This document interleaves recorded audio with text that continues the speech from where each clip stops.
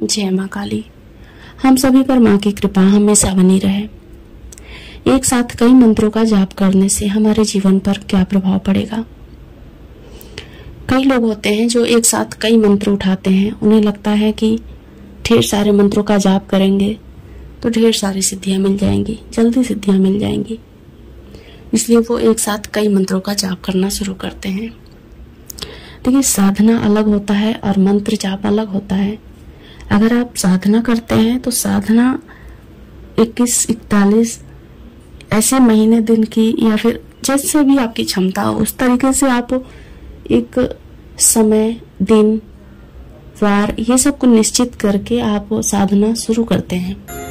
और वो साधना एक विशेष जो इच्छा होती है उसकी पूर्ति के लिए होती है। तो उसमें आप गणेश मंत्र, शिव मंत्र, गुरु मंत्र और फिर मूल मंत्र, इसका एक साथ साधनाएं कर सकते हैं।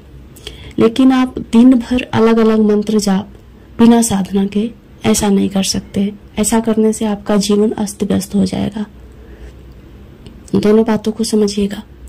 साधना करना अलग बात होती है। साधना एक विशेष पद्धति से की जाती है और ऐसे ही नॉर्मली चलते फिरते उठते बैठते कई लोग होते हैं जो कुछ भी करते हैं। शाम को किसी और मंत्र का जाप कर लिया, दोपहर में किसी और मंत्र का जाप कर लिया, सुबह किसी और मंत्र का जाप कर लिया।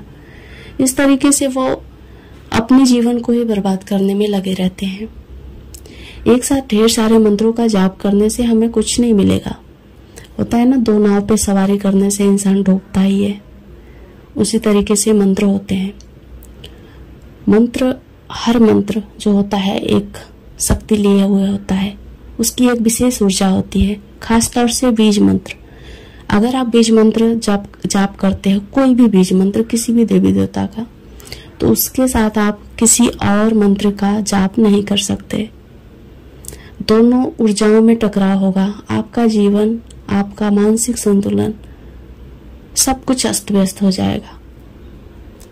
अपने आप ही आप नकारात्मक चीजों की तरफ बढ़ते चले जाएंगे। आपकी बुद्धि, आपका शरीर, सब कुछ डिसबैलेंस हो जाएगा। अब ऐसा नहीं है कि कोई भी भगवान किसी के दुश्मन है, क्योंकि मंत्र जाप जो होता है हम ईश्वर के लिए जरूर करते हैं, लेकिन एक ऊर्जा होती है। उस ऊर्जा को नहीं पता है कि हम किससे टकरा रहे हैं। जब दोनों मंत्र की, 2-3 मंत्र की ऊर्जाएं एक साथ टकराएंगे तो जाप करने वाले के ऊपर ही असर आएगा। वो देवी देवताओं के ऊपर नहीं है। ना फिर ये भी नहीं सोचना है हमें कि देवी देवता एक दूसरे के दुश्मन है, जो दूसरे के मंत्र जाप करते हैं तो ऐसा होता है। ऐसा नहीं होता है। वो एक ऊर्जा है और ऊर्जा को सोच समझकर यूज करना चाहिए। तो जब भी आप मंत्र जाप करते हैं तो सिर्फ एक ही बीज मंत्र का जाप कर सकते हैं। नाम जाप करते हैं तो ये भी कोशिश करें कि एक ही नाम को जाप करें। कुछ भी आप करते हैं तो एक शुरुआत करें पहले। लेकिन साधना में ऐसा नहीं होता है। साधना में आप गणेश जी का मंत्र करते हैं, क्योंकि गणपति बप्पा जो होते हैं वो सर्वश्रेष्ठ हैं। फिर शिव जी का मंत्र किया जाता है, ताकि जो मंत्र हम करने जा रहे हैं क्या पता वो उग्र वेग में आएगा या फिर कैसे आएगा, फिर शिव जी उसको कंट्रोल करते हैं। गुरु जी होते हैं जो मंत्र जाप कर चुके होते हैं। वैसे मंत्रों पर गुरुओं का कंट्रोल होता है, उसकी ऊर्जाओं पर उनका कंट्रोल होता है। उस मंत्र के जरिए गुरु समझते हैं कि मेरा बच्चा, मेरा जो शिष्य है वो कहाँ तक पहुंचा है, कैसे कैसे परिस्थितियों से गुजर रहा है, उसके पास कौन सी चीजें आ रही हैं, नकारात्मक आ रही है, सकारात्मक आ रही हैं, तो वो चीजों पर कंट्रोल कर सकता है। इसलिए गुरु मंत्र दिया जाता है। और वो मंत्र जो कई गुरुओं ने, सदियों से गुरुओं ने जाप किया होता है, ऐसे होते हैं गुरु मंत्र जो कि दिए जाते हैं।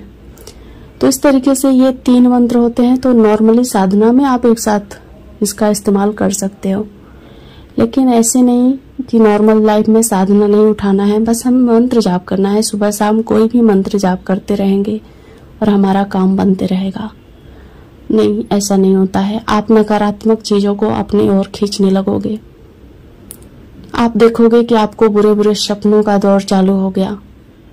आपका जो जीवन अच्छे से चल रहा था वो अचानक ही ऐसी विपरीत परिस्थितियों में फंस गया जो कि नहीं होना चाहिए था। तो ये सब कुछ होता है। आप अलग अलग अगर मंत्र जाप करते हो तो इसमें ईश्वर की कोई गलती नहीं होती, और ना ही ईश्वर आपके दुश्मन है और ना ही एक दूसरे के दुश्मन है। मंत्र तो एक ईश्वर की ऊर्जा होती है। तो आप जब भी मंत्र जाप करें सोच समझ कर करें, एक ही मंत्र का जाप करें, एक सदे सब सदे।